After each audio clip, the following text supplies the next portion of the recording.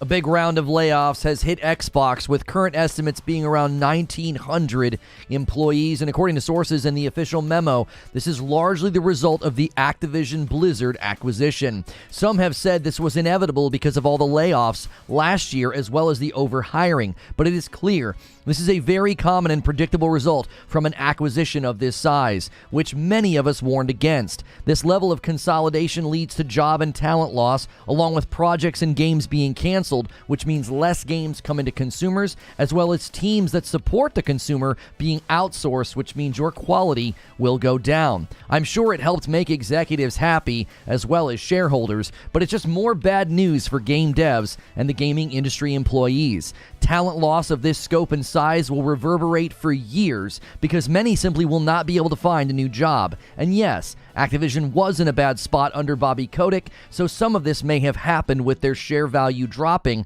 but that's a completely different causality than a large acquisition of a company who is now boasting record revenue and size. I'll be honest, this is actually hard to cover because so many of us cover this in 2023 and receive lots of backlash and hate purely for thinking that massive acquisitions are not good for the consumer or the workforce. So while it's vindicating to be proven right, I would have much rather been proven wrong and seen Microsoft not do what we all knew they were going to do. So I put all of the good information right here at the beginning of the video because it is an opening monologue to a live show.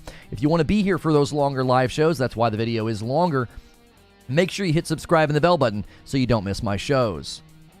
A high number of layoffs have hit Xbox in the wake of the Activision Blizzard deal, finally yielding the result that many of us sadly anticipated. A story that slowly developed and made landfall throughout Thursday, January the 25th of 2024, when 2023 kicked off with Microsoft laying off 10,000 people. Many pointed to how much hiring they had done in the previous years, and that was at the beginning of 2023, and that was fair pushback. They actually had added a significant number of employees in the years leading up to 2023.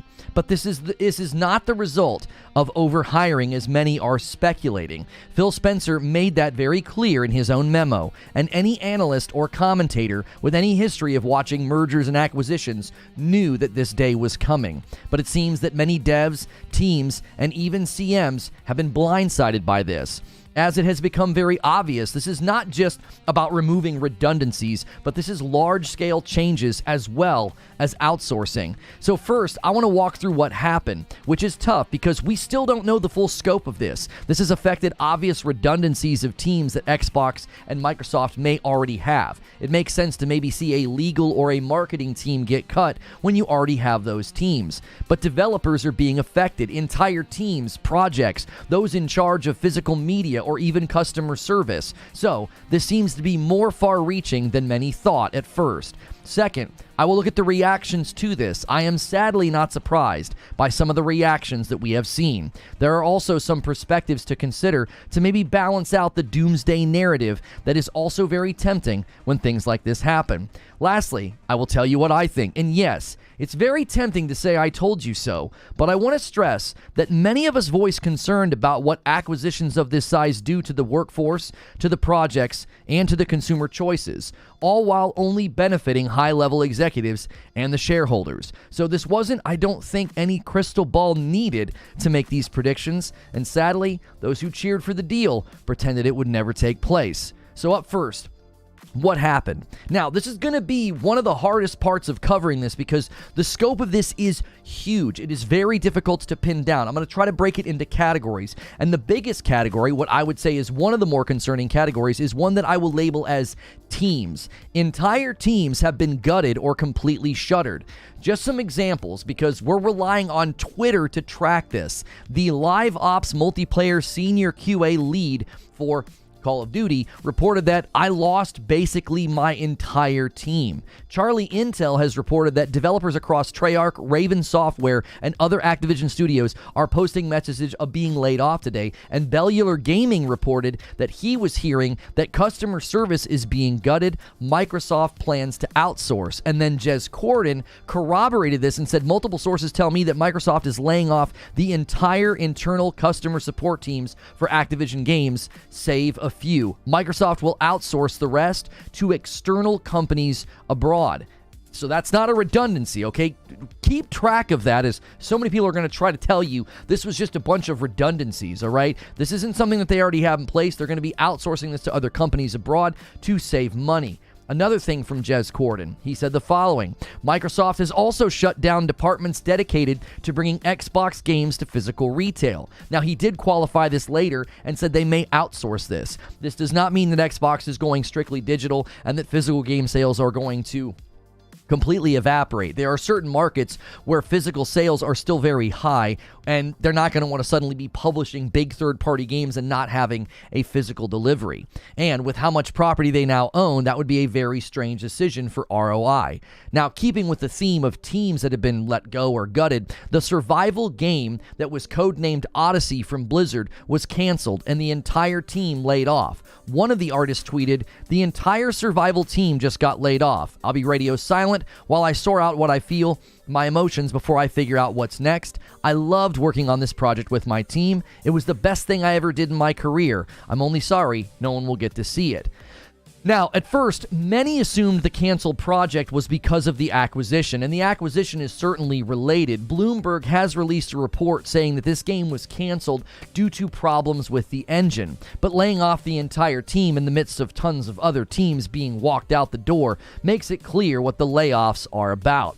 So, you're starting to catch a theme here. Anybody saying that this was just redundancy of the back offices is hand-waving at best. This is a restructuring threshing floor. Some analysis actually think it's just the start, and that the 1900 number is not going to be the final number when we get to the end of this year. Another team heavily affected is Sledgehammer. According to Charlie Intel, Sledgehammer Games appears to have lost over 25% of their staff as part of today's layoffs, per sources with employees across QA, art design, and more departments stating they were laid off. Now, Tom Henderson's actually reporting a higher number than 25%. He says that sources have told me 30% of Sledgehammer Games have lost their jobs. And then I heard they're going to be working from home for a while and moving to smaller offices. Tom Henderson has also reported that Toys for Bob lost around 40% of their staff. This is the team behind Crash, as well as they support Call of Duty Warzone with, according to their website, they develop seasonal content like map updates, new weapons, new features, and new game modes for one of the biggest free-to-play games in the world, Warzone. Now, I added all this to my monologue in the middle of writing it. I even had some of it this morning because more and more info is coming out. So I am sure I will miss some of the teams, some of the studios, and maybe even more canceled projects. As I said, this is going to develop in the coming days and months. Another category would be high-value talent, high-level talent. The senior design officer's gone. Mike Ybarra is probably the most shocking. Some saying that he left, others saying he was ousted. Jason Schreier said the following: Microsoft's Matt Booty said in a note that Ybarra chose to leave his position as president of Blizzard. But in November at BlizzCon, Ybarra told me that he wanted to stay for the long haul. He said, quote, "Someone will drag me out of Blizzard. That's how long I will be here." And Jez Corden replied and said, yep, he was ousted. So some people think that Mikey Bara was essentially walked out the door. Now, this was something that Sony executives speculated would happen. Big-level talent would take large payouts and just quit. So it's possible that's what Mikey Bara did, leaving Xbox with a talent and management deficit. We are also seeing community managers losing their jobs, which is attached to the larger team of customer service. I was most surprised by seeing somebody who had been a community manager for Warzone for 3 years being laid off. When you start stacking all of these up, it doesn't feel like a redundancy elimination. It feels like something else entirely. So let's look at the reaction to this, because there's a lot of different reactions. The first reaction is one worthy of mention. Lots of people are saying, myself included, we told you that this would happen. And for many of us, this is not meant to be a finger wag or a victory lap. This is a sobering message. We pointed to the history of acquisitions and how they always end up hurting the workforce as well as the customers while padding the pockets of the C-suite and the shareholders. And here we are, at the beginning of what will likely be one of the hallmarks of a big consolidative effort from a giant corporation. I hope Call of Duty on Game Pass was worth all the cheerleading. Now, if folks hadn't cheered for it, I know it would have still gone through, okay? I'm not saying that. It's not like if you wouldn't have cheered for it, like it wouldn't have happened. But now, many are faced with the difficult task of either admitting that maybe they were wrong about an acquisition of this size, or they have to spin this into something else. And we're already seeing that. Certainly, some of the pushback is fair to a degree. Some have said, listen, Activision was headed for trouble. Layoffs would have happened regardless. This is true. That's fair to admit. Kotick needed to go, and layoffs were bound to happen.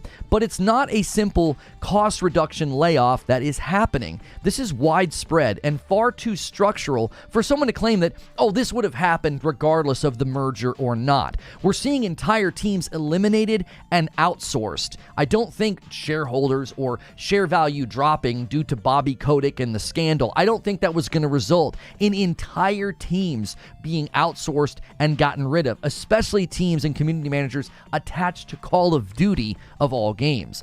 It was also likely to not be something that continues. I don't think that this is over. This is probably something that will be happening throughout the year. This is probably not the first wave or first round of layoffs. It's probably just the beginning, which makes it hard to accept people saying, well, it was going to happen anyway, okay? There's no way to presume and assume that Activision would have removed entire teams and infrastructure simply to adjust for their annual losses. Also, there are other options to save money. Look at Nintendo's history of handling this, and it gets a little embarrassing on how the West handles these sorts of situations. It's somewhat insulting to have a company the size of Microsoft buy you, and then you end up getting laid off anyway. Isn't this supposed to be the biggest company in the world? They have more money than God, and apparently it's not any better. This was going to happen anyway under Bobby. Well, then what have you actually saved the company from? Now, somebody might say, well, it would have been worse without the acquisition. Again, there's no way to know that. And given the history of mergers and acquisitions, this is so painfully obvious as a causality of consolidation of this size. Like, just saying, oh, it's going to happen anyway is ignorant. We've also seen a response from some that are basically saying, well, this is inevitable. This is inevitable. This is happening everywhere. There's no cause for alarm. I'm sorry, but I simply cannot take this hand-waving seriously. To see outlets and pundits and content creators who actively rooted for massive consolidation suddenly say, well, this is expected. We knew this was coming. That's not true. Because many times when I brought up layoffs or others brought up the impact that this would have on labor, we were given assurances that that wouldn't happen. Stephen Totillo said the following: it's worth bearing in mind that the ABK deal was cheered on by major labor unions because Microsoft had made a unionization neutrality pledge to win both their support and that of U.S. senators who had expressed concerns over the deal's impact on labor. I saw this constantly cited in defense of the acquisition. Well, the workers and the unions are in support of it. You're wrong. You're fear-mongering. Well, now some of you might be realizing why so many of us said, stop looking at Xbox and Game Pass and look at Microsoft as a company and the history of consolidative efforts like this. The revisionist history is tiring, but I've seen more receipt pulls in the last 24 hours than ever before, and you all deserve it. I hope the public is paying attention. Many of us were smeared and attacked during 2023, in large part due to mouthpieces spreading false framing and propagandistic defense of this deal. And now look at them all, clamoring for a narrative, quick to say, well, this sucks, but we knew it would happen, which leads right into more false framing about this. People are saying, well, this is just because of overhiring during the pandemic, during 2020 and 2021. That is simply untrue. The 10,000 employees that were laid off by Microsoft in 2023, that was in response to their overhiring. This, according to the memo from Phil Spencer himself, is a direct result of the acquisition. Anyone framing it differently is not giving you good information. And I'll be honest, I have no problem leaving room for different opinions on games, reviews, things that are subjective. But the constant false narrative pushing is exhausting, and I refuse to play nice with it. Call it what it is, and expedite the impending irrelevancy of bad actors. And one last dishonest hand wave that deserves a chin shot. Well, these are just redundancies. Anyone with even the most moderate amount of observational skills can see that is not true. Eliminating entire teams and outsourcing their work is not finding and removing redundancies. They are fabricating redundancies to drive ROI, which is exactly what so many of us said would happen. Yeah, we don't need your entire team anymore. We're outsourcing customer service. Or how about the High Moon Studios dev who tweeted the following? So how does this make things better for the players? My level now currently has no one working on it. Activision is going to have to cut more single-player content because of your decisions. That's more loss of content. And Ty Kim, an opinion tech columnist, said the following: if Microsoft starts to penny pinch on Call of Duty development costs by using more external contractors, as they did with Halo, they will, mark my words, destroy the Call of Duty franchise just like they did with Halo. Do you really think you're going to get more value out of Call of Duty or other major franchises when Microsoft's going to outsource entire teams of customer service? Listen to what Jez Corden had to say about it.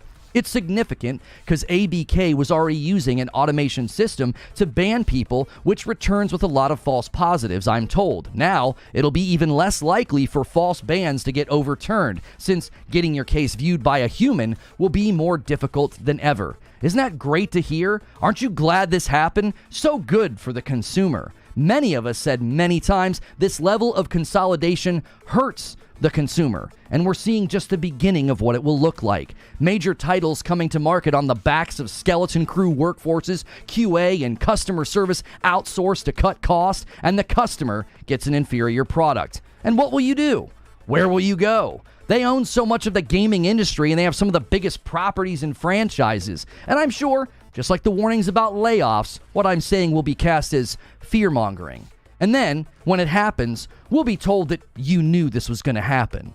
So now's probably a good time to tell you what I think, as I've kind of already been doing so. First and foremost, this was never about a console war. It was always about being anti-consolidation. Those are big words for people who console war every day, but for 12 months, I had to hear about, well, Sony buys companies too, and Sony locks companies and games to their system. Even now, folks are trying to point to the Bungie layoffs as if that's an equivalency.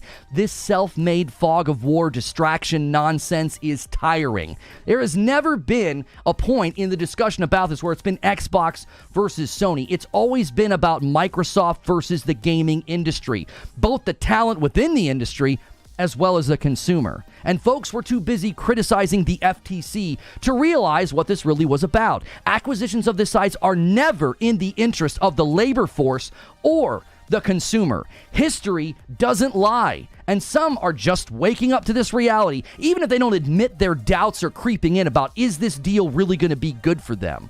I believe that this deal will hurt the market. I believe there'll be less talent in the gaming market in 10 years because of the vacuum that this will create. There simply isn't enough jobs for all of those who will be displaced. I believe we'll get less games and less quality games because of this. Seeing teams get gutted, outsourced, that's just the beginning. And all this deal really achieved was lining the pockets of the executives with more cash. More games on Game Pass is a pretty meager payment for the cost that this will exact from the market. Maybe going forward, the gaming community can grow from this and start shaping your opinions by facts and history instead of fandom. Because the truth is, even if everyone in the gaming community agreed that this deal was bad and it shouldn't happen, it likely still would have gone through.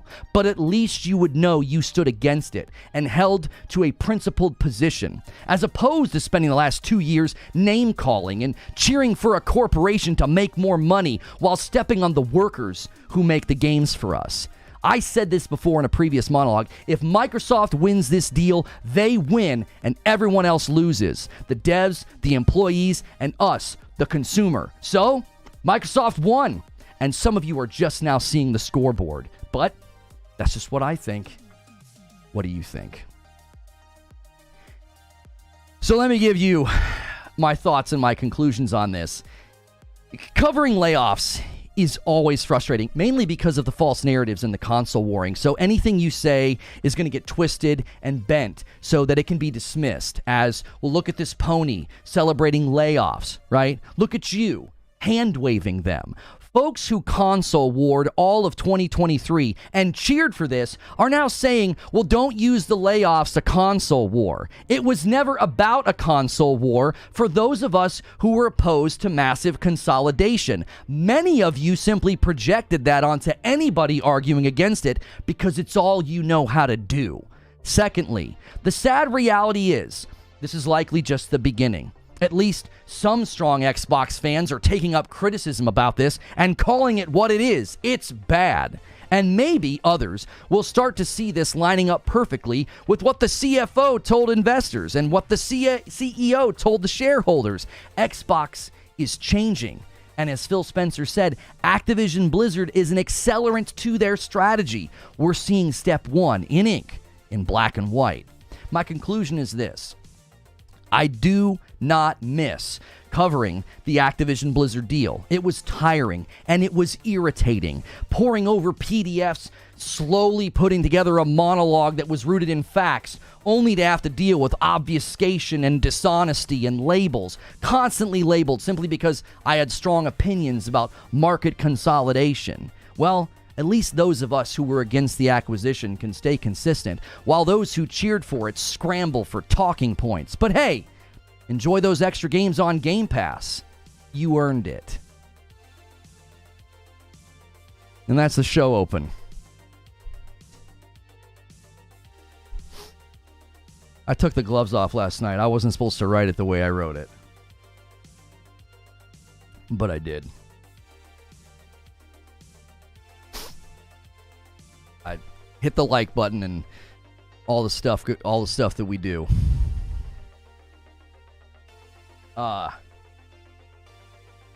Yeah, that's the show open. That's all I got.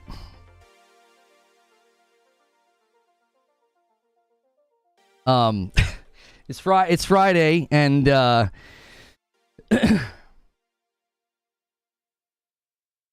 was a long year last year. It was a long year last year, and we got a lot of hate because of our thoughts on this acquisition.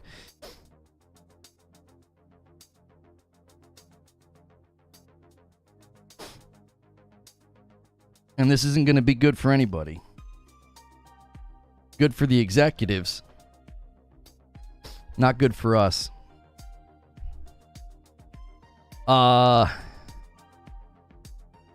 Let me thank all the people that are going crazy with memberships. Oink Wolf, thanks for upgrading to a member. A single from Brian King, a single from Mike on the Mic, a single from Brian King, 5 from Jordan Lanham, 5 from Joker Quinn, 1 from Ant, 5 from Bengals fan. I'm going to have to add these up. That is, I don't even know. Hang on a minute. That's 19 new members. 19 new members in 16 months from Alexander Smith. It's Friday. That means we're getting spicy. And 5 more from MASH. That is 24 to kick off the day.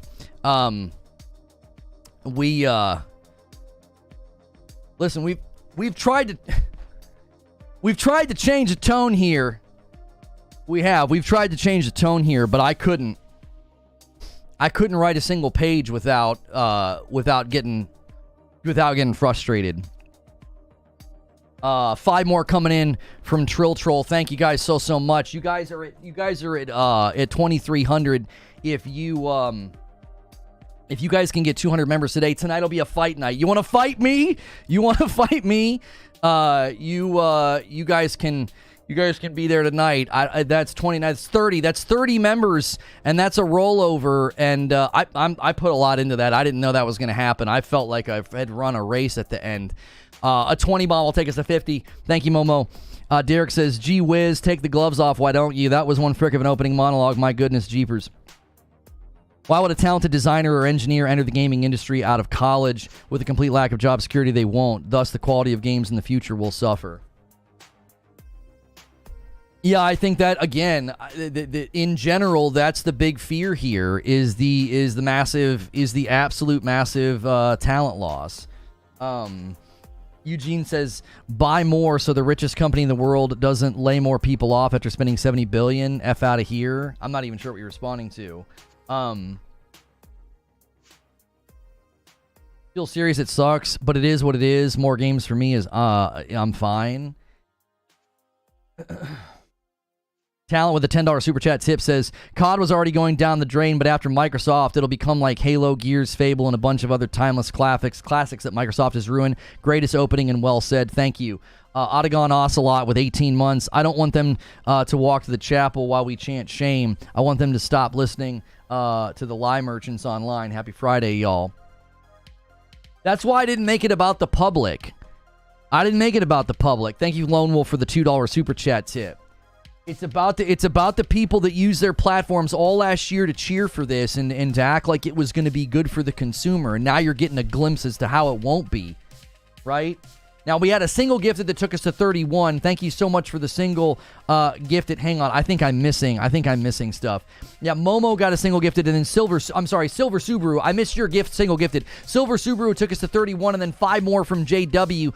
That is a 36 members on the day. Guys, thank you so much. Can't reach out for all the members. Yeah, another one coming in from Awaken Blood. Thank you so much. That's 7 members on the day. Thank you very, very much. I've been playing good games, less Redfall. But it's not really about that, though. It's not really about that, Mo. Thank you for 9 months, C. Lou. Welcome back.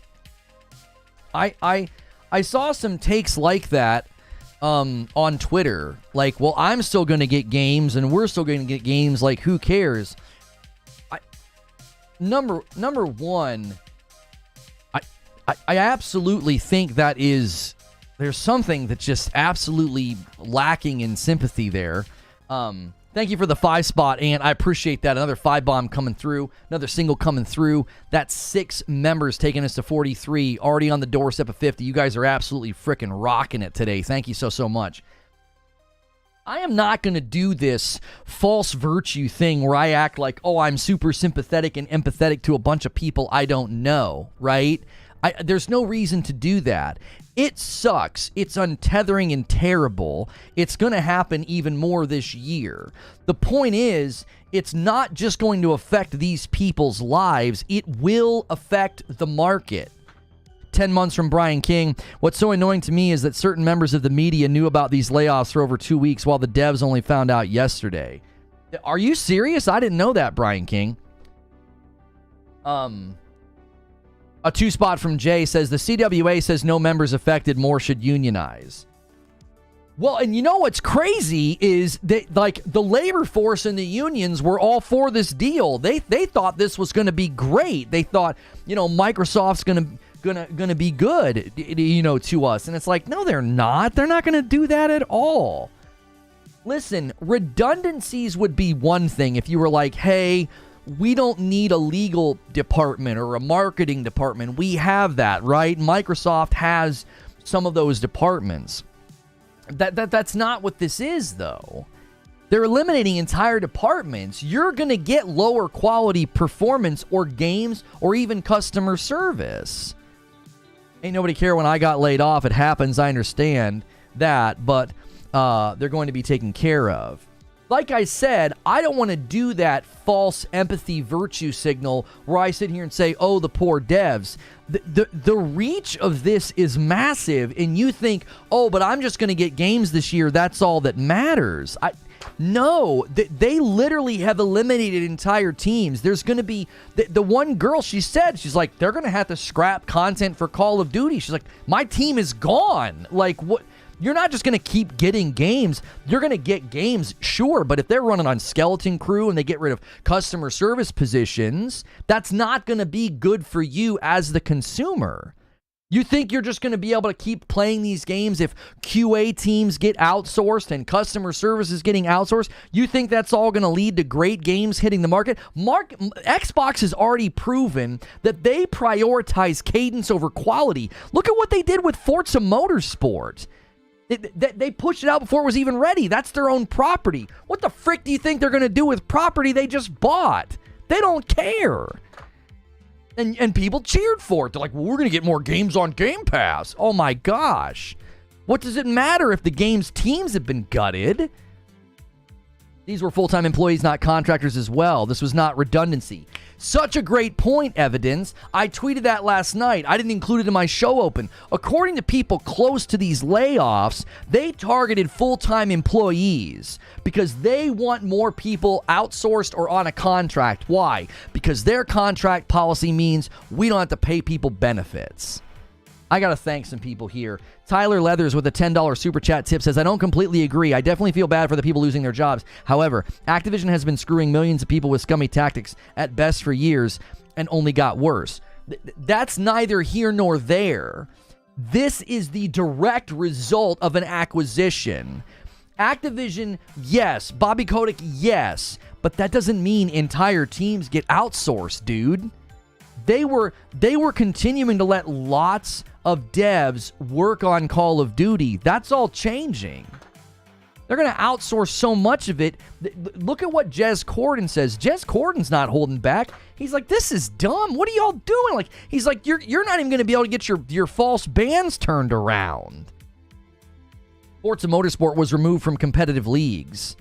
Yeah, it was removed from competitive leagues. They launched Forza Motorsport before it's ready. Look at the Steam scores. Look at the scores on Xbox. Microsoft has no problem. Xbox has no problem pushing out games before they're ready.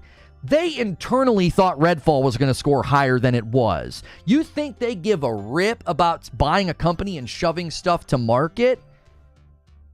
I mean, come on. A 5 spot from MM2K Gaming News. Hell of an opening. Told you, brother. Delayed gratification versus those that tried to demagogue your message. I appreciate that very, very much. And then a 5 spot from Otagon Ocelot. Mr. Maddie on Defining Duke last week admitted that Game Pass will bring forward cheaper made games. This is the way to make cheaper COD games too. Well, and, I appreciated Maddie's video this morning, but a lot of the times I think people are missing the forest for the trees here. He read the opening memo from Phil Spencer and then starts talking about this is just a market reality right now from overhiring. No, Maddie, I respect you. I like you, but no, that's not what this is. That's what everybody's trying to do. They're trying to be like, well, this is just from overhiring. This is normal. Microsoft laid off 10,000 people. 10,000 people last year because of overhiring. They've already done their overhiring adjustment in a massive sweep last year. This is a direct cause of the acquisition. Is it related to the overhiring? Maybe, because ABK didn't do their own layoffs yet. They were probably waiting. But, dude, come on. Trying to take this and say, well, yeah, the overhiring. It's like, no, that's such a hand wave. The overhiring layoffs happened last year. Yes, there will be more this year. But what Microsoft is doing to Activision Blizzard is completely different. They're gutting teams and outsourcing them. That's not like, oops-a-daisy, we overhired. We got to get rid of some people. We saw that last year. This is different. Edward Hulse with 6 months says, that day for the industry, the regulatory bodies failed all of us. Now we all have to live with the consequences. Mass acquisitions will always be bad.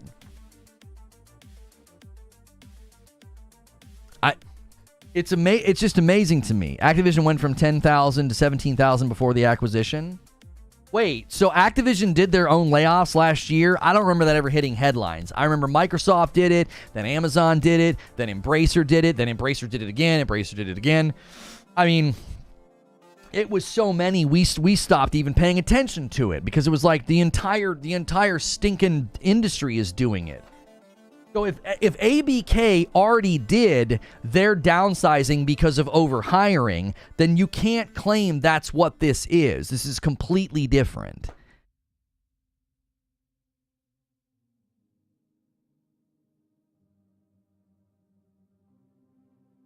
Phil Spencer mostly and Matt Booty stated the main reason for the layoffs was overlap. Matt is damage controlling at best.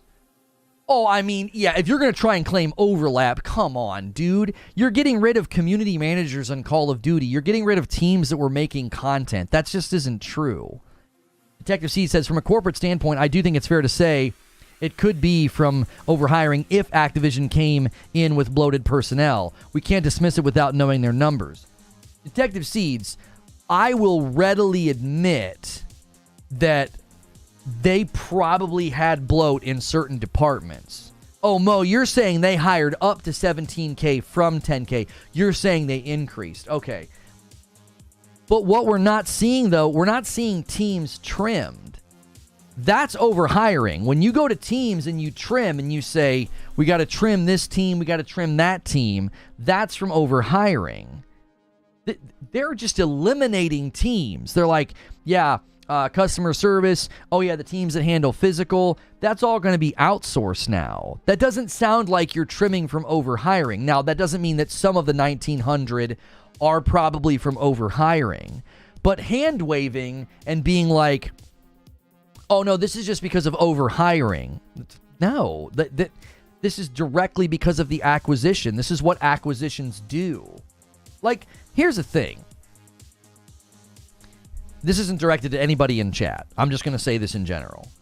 You got to pick a narrative. You got to pick a narrative. You either saw this coming. Oh, we knew this was going to happen. Did you? A lot of us brought this up all last year and we were dismissed as fear-mongering. So did you know it was coming? So is that it? Did you know that this was coming? This is part and parcel to a merger and acquisition? Or is it because of overhiring? Which narrative? They're both really convenient hand waves. We knew this was coming. If we knew this was coming, this isn't a big deal. Or this is because of overhiring. Like, which narrative is it? You got to pick one. Evidence, thanks for coming back as a VIP. Wasn't the ABK layoffs mainly just the esports last year? I misunderstood what Mo had said. Mo was saying they had gone up in employee count from 10,000 to 17,000. Now, I don't know if that's true or not, but if what Mo is saying is true, I've not vetted what he's saying. I haven't had time to look at all the cuts, so you might be right. But if we're talking customer service positions, they could have been bloated. Whoever dismissed you are wrong. Any merger will come with layoffs. The thing about customer service, Detective Seeds, is they're going to be outsourcing it.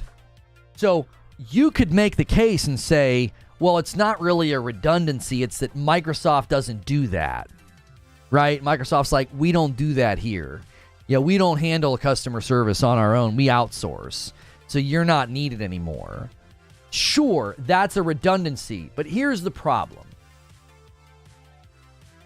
A lot of people are, again, it's every narrative is different. So let's concede that point. Let's say, okay, that's a redundancy because Microsoft says, well, we now own you and we don't do customer service. We have this outsourced company that does customer service. So your entire customer service department is completely unnecessary now. You're all gone. Okay. If we grant that point, then that's a dismissal of the idea that, well, this was going to happen anyway. They were in bad shape under Bobby Kotick. Again, you have to choose one. It's like everybody's grasping for some way to dismiss this. Why not face it straight-faced and say what it is? It's the result of a massive acquisition.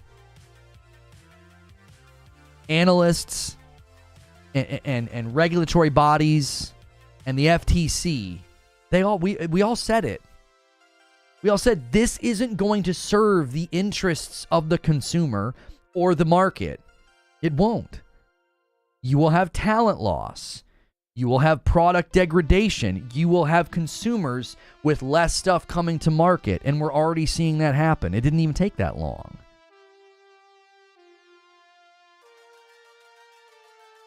Unwinding of ABK from Microsoft would be nearly impossible now. Yeah, what was it? Oh, Elizabeth Warren said that. Like, we need to unwind this or whatever. Yeah, I don't think you can. I don't think they can do that. Yo, William Long, welcome back as a member. Detective C says, yeah, I don't have a narrative to drive either way. Hope you know that. No, I know you don't. I just think it's multifaceted. It's the result of an acquisition, but that company that was acquired could have bloat. So I do think it can be a bit of a several for sure. Well, here's the thing. Bloat is different than redundancy, and restructuring is different than both of those. Does that make sense? They're completely different.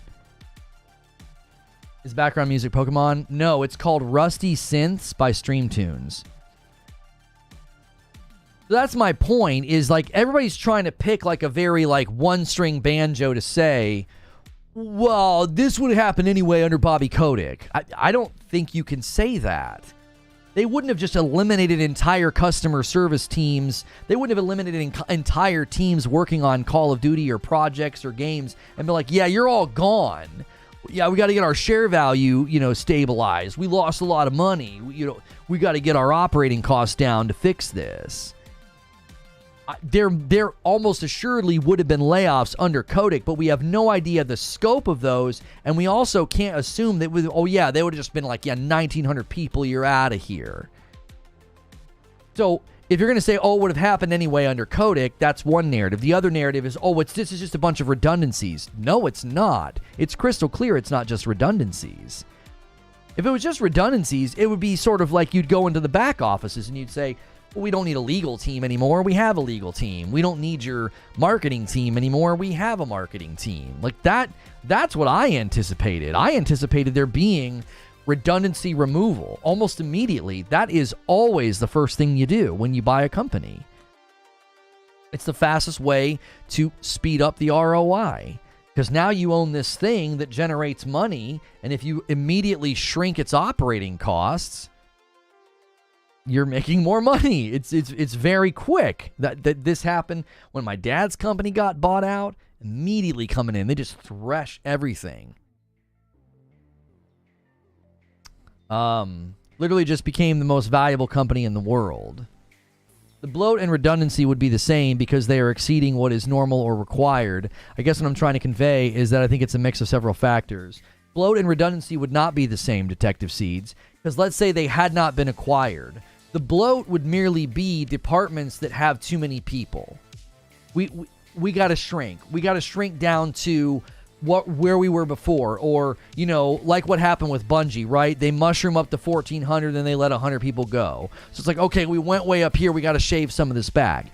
Redundancy is not equal to bloat, because once you're acquired, that creates redundancies that weren't there before.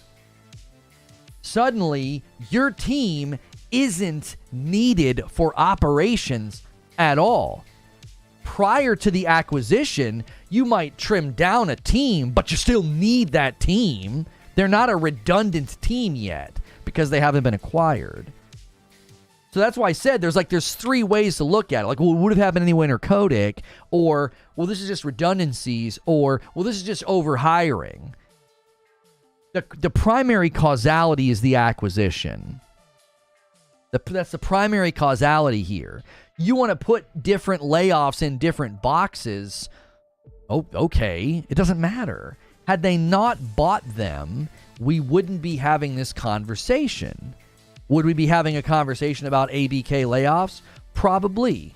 Would the scope be this big? Probably not. The company is legally obligated to reduce the overlap in the workforce. Yeah, and that's not something that I'm harping on. I anticipated that.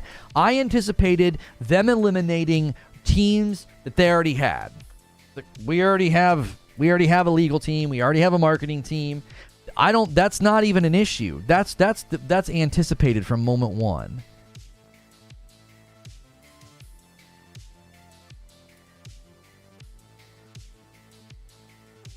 What is this, Fuzzy? The Crisis team. It was in the Kotaku article about the Crisis maps for WoW. Apparently, the Diablo 4 team is having turnover and a hiring freeze as well. Crisis maps are basically, what do we do when people quit? Why were you guys trying to find that? Dean says they're not legally obligated. Yeah, I've never heard that you're legally obligated to remove overlap. I've never heard that before. You're legally obligated to seek the interest of the shareholders, but you're not legally obligated to remove redundant teams.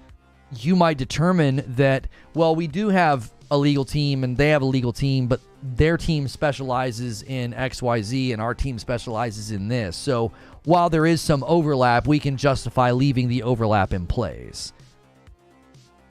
I've never heard of legal obligation to remove overlap before. There's this thing called the business judgment rule that protects business when they do something that looks antithetical to profit seeking.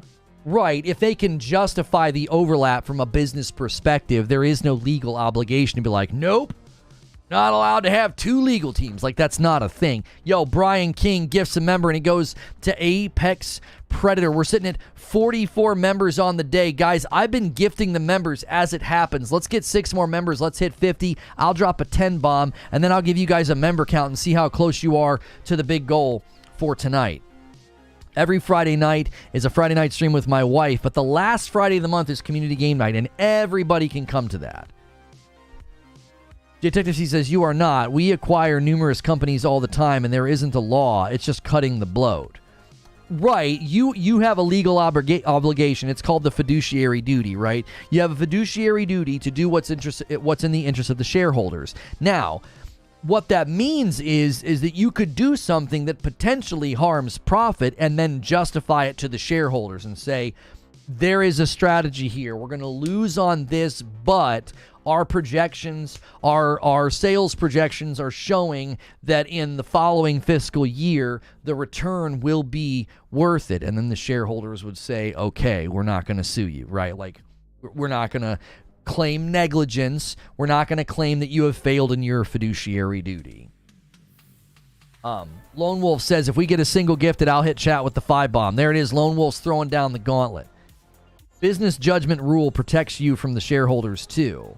Right, like the shareholders can't come at you every time profit dips or every time share value dips or every time you make a decision that doesn't pan out, right? There it is, the single from Jay Wright. Like, the shareholders can't be litigious and be like, hey, man, you did that and it didn't work. You know, we're going to sue you.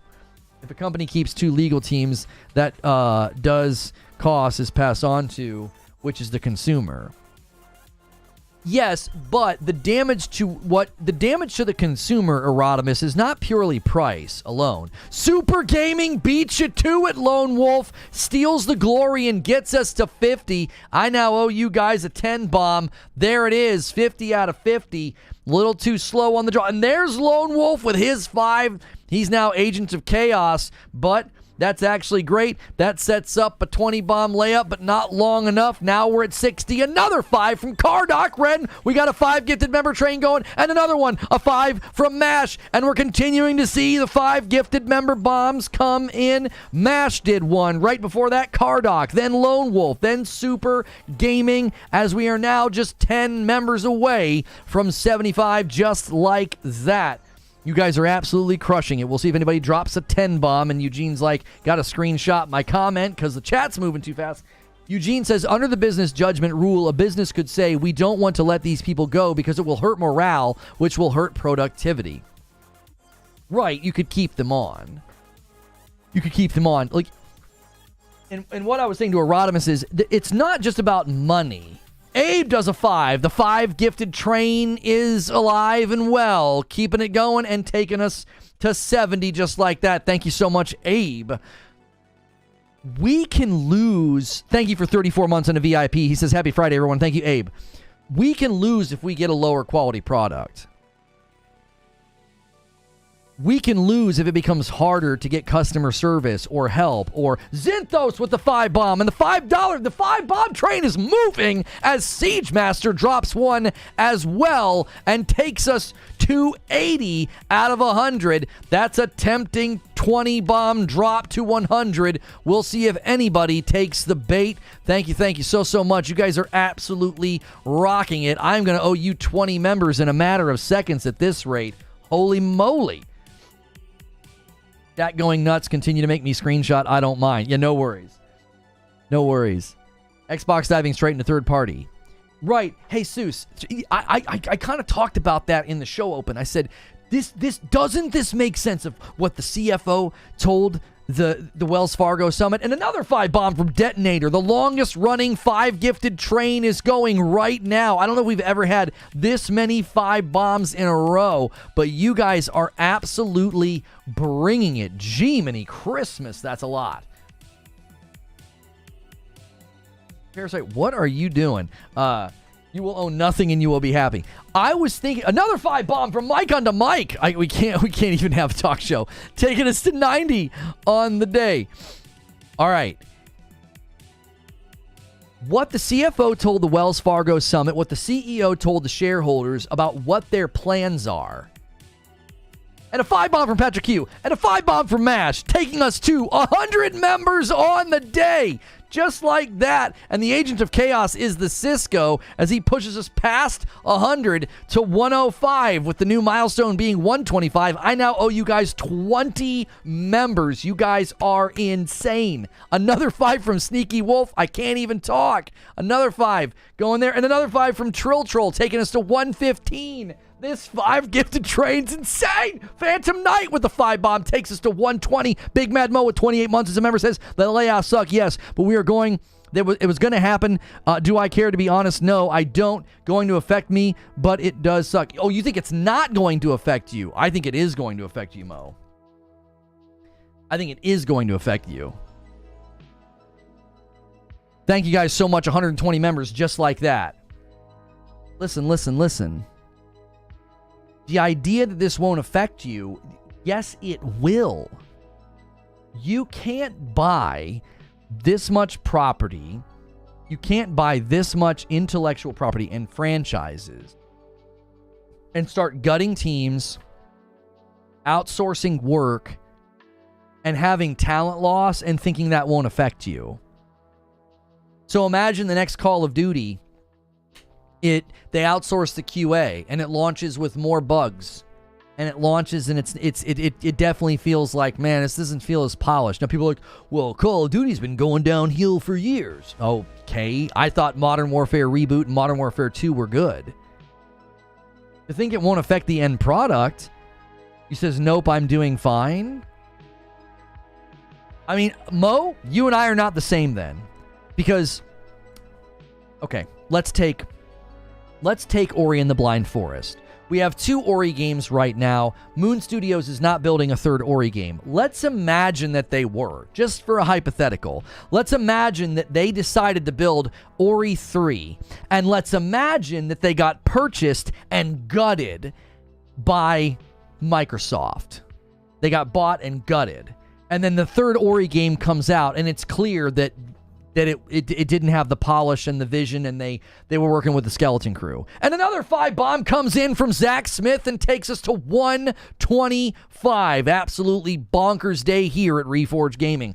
Make sure you guys are smashing like and subscribe. That's a better chance of getting a membership. And talk in the chat, throw in what you think. Zelator with 9 months and a VIP. Corporate change, typical. AAA budget in jeopardy. Bring on the indies and the AA train, says Zelator.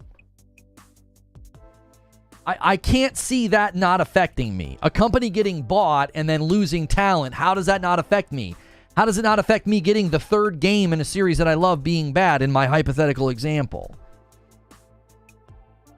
None of the developers left feel happy or safe in their jobs. How good of a job do you think they're going to do? And Zelator is the agent of chaos. He pushes us past the 125 to 130, setting us now 20 away from the 150. We haven't had a big bomb yet today. It's been nothing but 5 bombs, which we will take it. It's amazing. We'll see if any of the big boys come down out of the sky to drop 20s or 50s. They've done it before. They'll steal the glory, but keep the 5 bomb train going. You guys are crushing it. If you're one of the lucky people that got a gifted membership, you get full access to our members only Discord, and you can come to Friday night stream tonight. Tonight's going to be a game night. It might end up being a fight night. It might end up being a fight night if you guys can hit the goal. I'll tell you guys where we stand in a moment. Because cheap equals all good. That's what I mean. Like, is that all that matters? I save a little bit of money. I told people, I said that monologue was fire. Thank you, Brooklyn Breed. I told people last year, I said, so let me get this straight. you might not have to buy 1 or 2 games a year. So you might save if you're spending $10 a month on Game Pass. So instead of buying those games for $140, subtract the $20 that you're spending each of the months that it comes out, right? No, I'm sorry. You're spending $120 on the year instead of $140 for those 2 games. You're spending $120 instead of $140. You saved a whopping $20 that year. That's worth this level of disruption.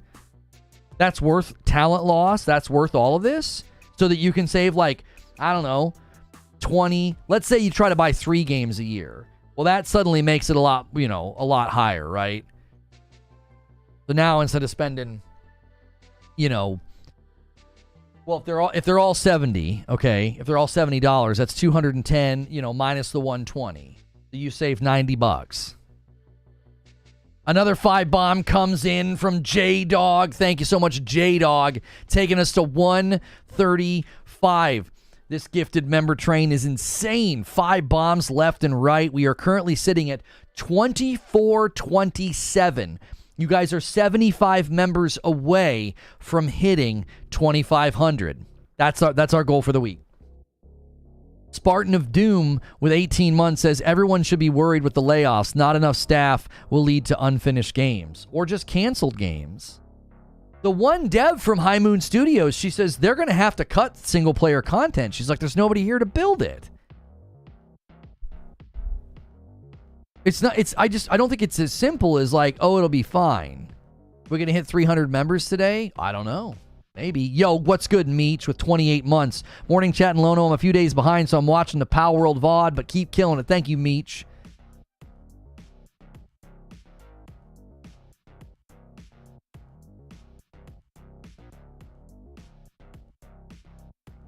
Mo wants more games like Redfall. Yeah, funny enough, the Odyssey game that got canceled, did you guys look into how similar that was? They were building it in an engine instead of Unreal, and they hoped that when it's like, here we go again. They hoped that Microsoft, after buying Activision Blizzard, would let them switch to Unreal, and they were like, no. We're canceling the project and you're all fired. Like, it's like Redfall was like hopefully they cancel Redfall, and Microsoft's like, no, we're gonna launch it, and you guys are gonna look terrible. Once I get the badge for a year, I'll retire from watching. They'll dip the moment they get a chance. Excellent point by Kat. There's a good chance people that were laid off, that weren't laid off might be looking into leaving as well. Lono's so good at monologuing, I'm glad he's not a villain. That's an excellent point. Cat Uncle is saying that in the members-only Discord. You gotta consider, you really gotta consider that. There are people left behind right now that are gonna be like, dude, I'm getting the frick out of here. How long do you think it takes before Mikey Bara starts a studio? How long? Middle of this year? I think it'll be like June. Yeah? He'll do a little vacay. He'll see the sights. He'll get a tan. And then that dude's going to get to work. I wouldn't be surprised at all if Mikey Bara has a studio starting, middle of this year. And you'll see so much headhunting going on. There's going to be so much talent getting scouted and scooped out of this nonsense. Nobody wants to work in this kind of an environment. Watching your friends and colleagues and founders be removed. Watching full-time employees. That's another thing. To back to the conversation with Mo about it's not going to affect you. Did Microsoft relying on primarily contract workers at 343 for Halo Infinite, did that lead to a good Halo for you? Did that lead to good, support for Halo ongoing? That half the staff was walking out every 18 months because of Microsoft's contractual policy? Did that lead to a good product for you, the consumer? No? Well, according to someone very, very close to the layoffs, they primarily targeted full-time employees because they want to have people under that contractual structure. You think that's going to lead to good games for you?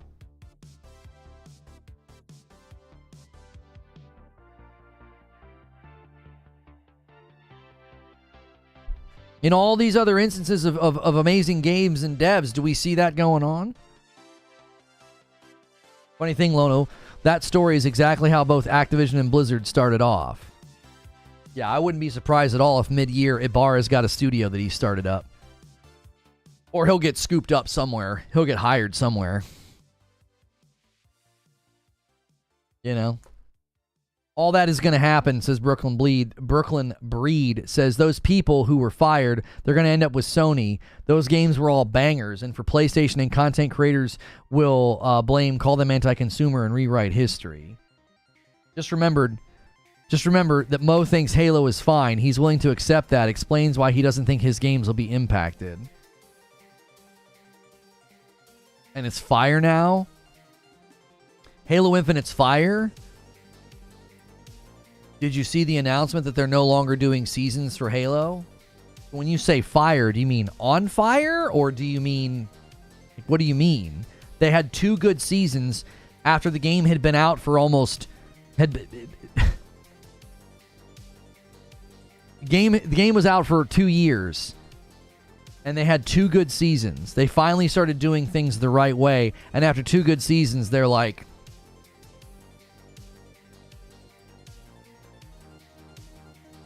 that's what you want?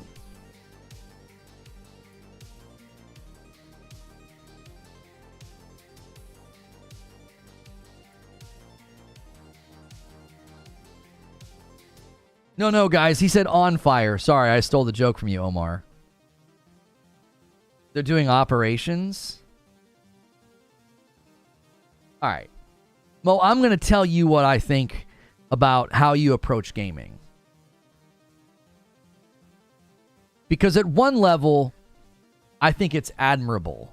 Yo, Darius gifts a member. He says, come on, boys, let's stoke these fires a little bit more. You guys are like 75 away from turning tonight into a fight night. At one level, it's admirable that you're like, you'll find the silver lining in the back of a dump truck. Like, it doesn't matter how bad it is. You will find a way to be like, buddy, but it's not a corpse. You know, it's like, okay, you know, somebody dumps trash in your front yard and you're like, well, at least it's not a dead body. Like, at some level, it's admirable. But at another level, I'm like, bro, it's like a game of standards limbo. How low can you go? Like, where are your standards? They launched Halo Infinite multiplayers in a beta, and it was missing features. It didn't run well, and then they didn't support it. And then we find out that half the staff's on a contract, and then the ink dries on Activision Blizzard, and Microsoft's like, full-time employees, get the frick out. We're going to put everybody on a contract. Now, I'm being hyperbolic, but... from where we're hearing, they're targeting full-time employees, contract workers largely unaffected. Why? Because they want to outsource and put more people on contracts because then they don't have to pay people benefits. And that's better for their bottom line. And what's that do to game quality?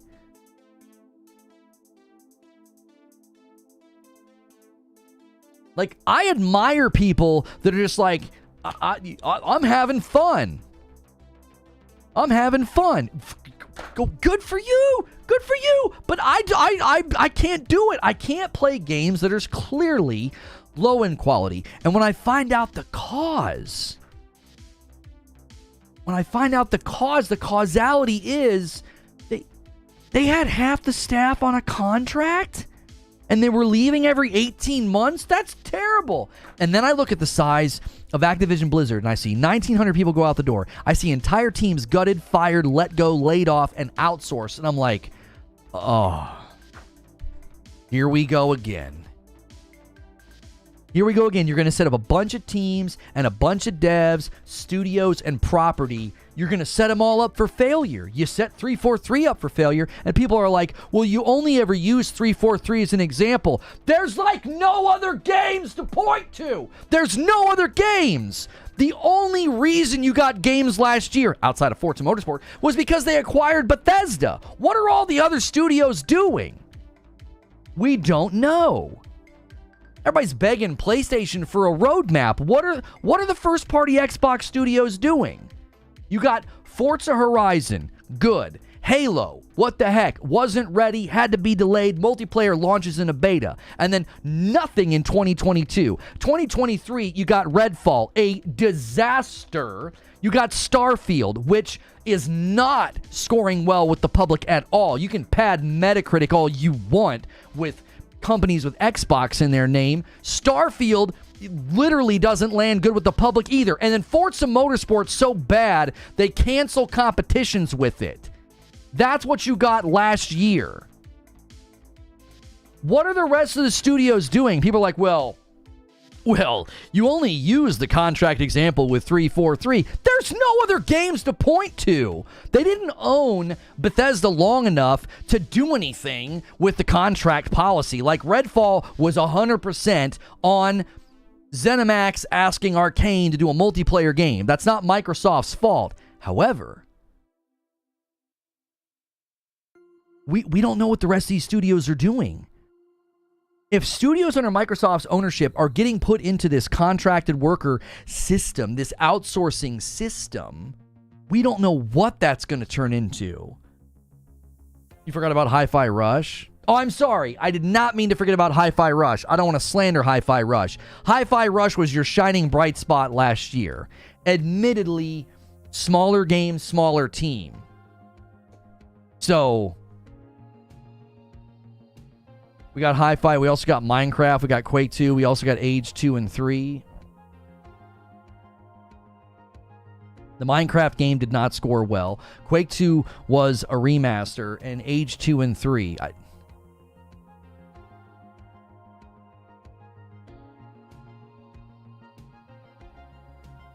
I think the problem is that I look at what's happening and I see the results and I say, I'm not getting good games. I'm not. You look and you say, we're getting games. Like, that's the difference. Like, Hi-Fi Rush, okay, that's not enough to sustain the year for me. And then pointing to games like the Minecraft game or like Age of Empires? Like, what?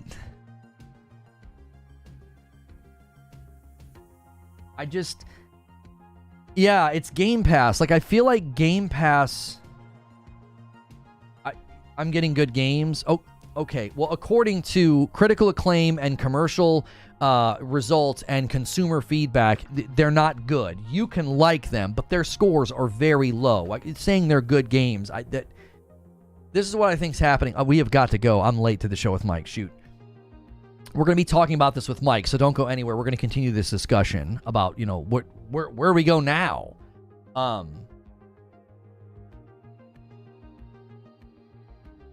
feel like Game Pass, Grounded had been out for a long time in early access, finally landing in 1.0. I mean, if you want to count that, sure, but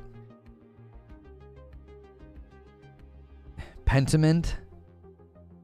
Okay, I'm talking about the big AAA games and studios falling under a contract policy. I'm not talking about AA games or indie games. I'm not talking about that.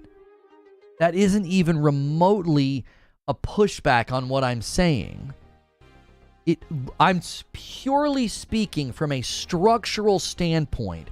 What we learned about 343 and what seems to be happening with ABK, that's not a recipe for big games landing well.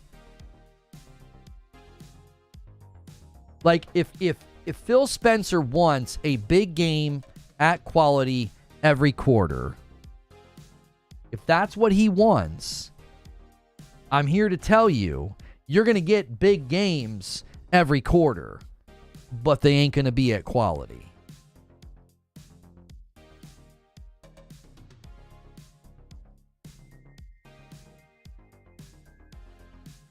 Pentiment isn't an indie game.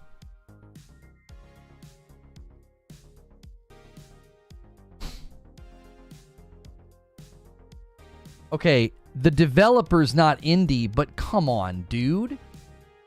That's like a small game. Again, Hi-Fi Rush Hi-Fi Rush was a small game, not by like some indie studio, but that's the point. Smaller games, great, celebrate those. I'm talking about the big franchises. I'm talking about Halo. I'm talking about Gears of War. I'm talking about Call of Duty. You start bringing big, giant studios under that structure, that's where you're going to see the fallout. You're not going to see fallout in smaller games like Pentiment. You're not going to see the fallout in smaller games like Hi-Fi Rush. You just aren't. I'm not bashing those games, by the way. I'm saying those are not the games where you're going to see the evidence of these problems. Didn't get a chance to say thanks for getting my coffee out so fast. Oh, yeah, you got lucky, Zuby. You literally ordered it like the day we were printing everything. Like we had staggered printing by like a couple of days, so you just timed it really well. Pentiment's like 20 hours long. Oh, my gosh. Okay. Prince of Persia, I've got 20 hours in Prince of Persia. Okay? Love it. I absolutely love it. It's a great game. There is a giant chasm of difference between Prince of Persia and a game like Halo Infinite. The scope and size of the projects, like if the team working on Prince of Persia was under this kind of crappy contract scenario, you wouldn't be able to detect it as easily. It's a smaller game. It's smaller in scope. For goodness sakes, I'm not talking about the number of hours you can get out of a game. Do you think that Pentiment is equal to Halo Infinite in scope and size and like the goal of the game, the history of the franchise? No, they're not the same. They're not equal. Psychonauts 2. Psychonauts 2, Double Fine was already built. They came in and helped publish it and get it out the door. I'll always give Xbox credit for that. That's great. Double Fine has not gone through a restructuring of getting full-time employees out the door to put people on a contract. We're not talking about that. We're talking about what happened with 343 and Halo Infinite, why a ton of the major companies, tons of major studios that Xbox owns, we haven't heard from or seen anything from them, and now they're walking full-time employees out the door and they're outsourcing. That's the concern, is that, listen, if you can get games like Pentiment out the door, great. If you can get games out the door that are smaller in scope and size, like Hi-Fi Rush, I have nothing wrong with that. Hi-Fi Rush was amazing. One of my games I'm looking forward to this year is Towerborn. One of the games I'm looking forward to this year is 33 Immortals. Do you think either of those titles are like threatened by a contract policy? Probably not. But games like Hellblade 2, games like Gear 6, games like Call of Duty, games I care about, yeah, they probably would be affected by getting gutted and having to put people on contracts or losing your full-time talent or outsourcing your entire quality assurance team or your customer service team. Those are the things I'm talking about. Game enjoyment's the most important thing. Right, I'm not disputing that, Erotimus. What I'm saying is, again, you're not entering what I'm talking about. I'm talking about this restructuring from Microsoft is precisely what I was worried about. Their approach to gaming is so corporatized.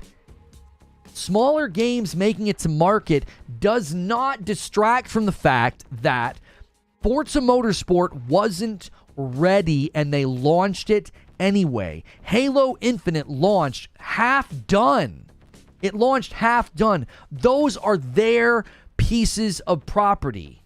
Those are their studios. That's what they're willing to do to their own property. That's the concern that I have. So if we keep getting games like Hi-Fi Rush and Towerborn and 33 Immortals, I have no problem with that. I'm excited, but I don't want to see major studios and major projects harmed by this contract policy from Microsoft. And we're 25 days into 2024. They walk in the room, 1,900 people are gone, and somebody close to the layoffs is like, they primarily targeted full-time employees. They're wanting to pull people under the contracts. They're wanting to outsource. Here we go. That's the concern. Smaller scope games will not be as affected. I think you see the evidence in smaller scope games coming to market, and generally they're the ones that get a lot of the praise. Prince of Persia is got good review scores right now, and Pentiment got great review scores. Hi-Fi Rush got great review scores.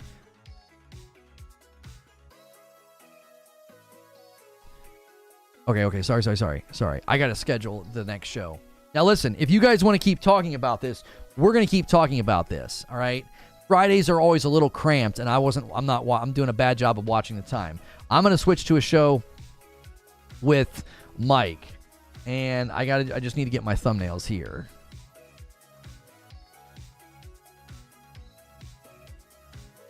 All right.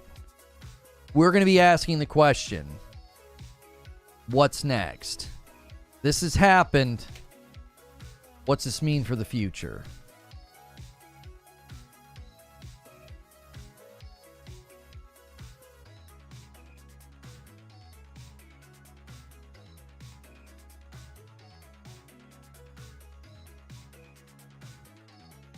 Hang on.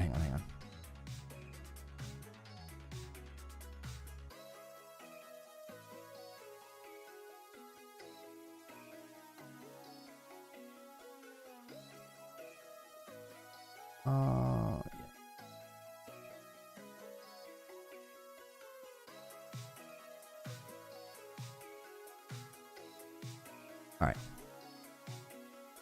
Okay. And I'll gift the members that I owe when we get over there. We're currently at 136 out of 50. That, and that.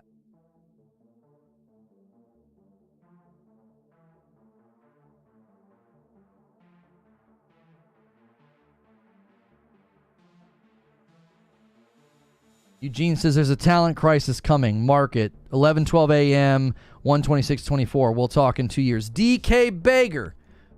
Good old DK Bager. Always doing the single gifted. Takes us to 137. Let me get Mike on this call.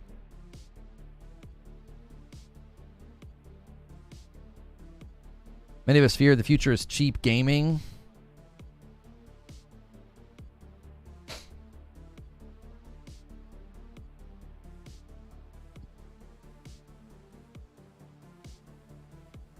That's not right. Yo, what's good, Mike? Hold on, man. Sorry to keep you waiting. Yeah, it's right.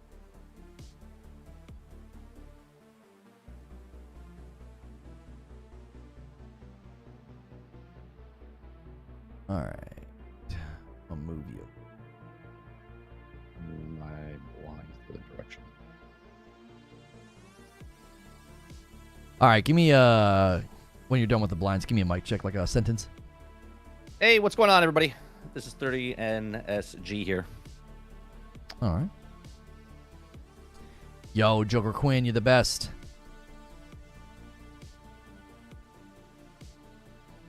Thank you for the single gifted. Let's see. Now, guys, I'm going to redirect you to this new stream, but I'll also put a link in chat. Make sure when we get over there, you guys smash the like button. If you haven't smashed the like button on this stream, do that as well. Let's set our sights on 400 likes. That'll really help the video out. And then I got to change the thumbnail. This one's no longer going to be live.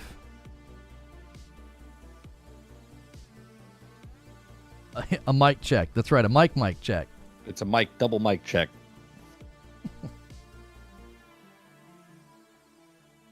That would be your DJ name, Double Mike. No, it wouldn't. No, it wouldn't. Like you're like emceeing weddings. Double mic on the mic. Oh my gosh. Yo, 143, 144. Thank you guys so much. You guys continue to go crazy, dude. Next song's a classic. Bring back the oldies. I'll give what I owe you guys over there. You guys can keep it going. Let me tell you how close we are, just so you guys know.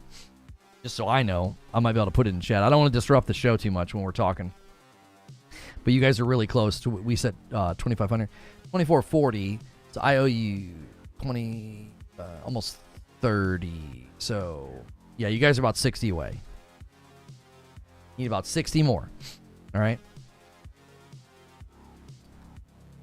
I watched your opener for the show. Yeah. And You're bringing all the passion because I'm the complete opposite on this topic. The complete opposite. That's right.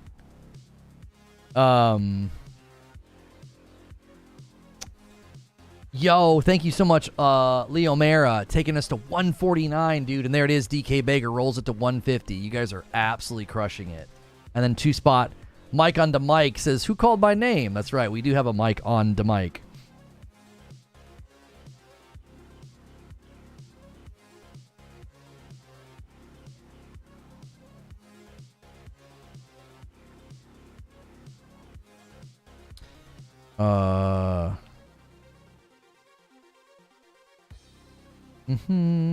Give me 1 second here.